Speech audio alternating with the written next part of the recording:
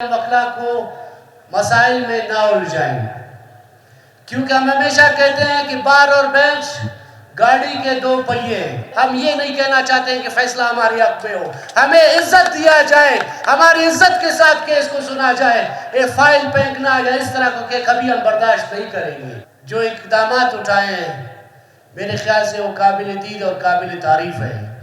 جو اگر کوئی شخص اچھا کام کرے اور آپ اس کو داد دیں، میرے خیال یہ بھی بے ایمانی کے زمرے میں آتی ہے۔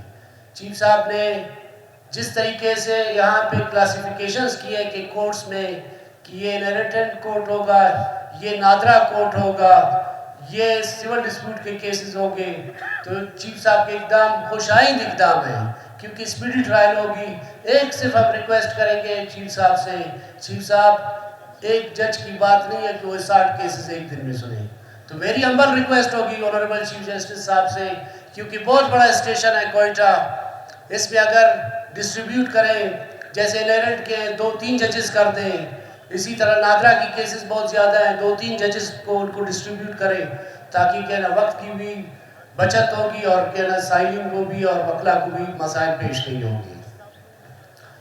اس کے علاوہ چیف صاحب نے جو بھی اقدامات کیے خصوصاً ریونیویشن کے حوالے سے، جو ٹوٹ پھوٹ کے شکار تھے ہائی کورٹ یا یہاں پہ ڈسٹرکٹ جوڈیشری میں یا ہماری کچہری میں، ریونیویشن کا کام بہت تیزی سے چل رہی ہے، واقعی لگ رہا ہے کہ کوئی کام ہو رہا ہے۔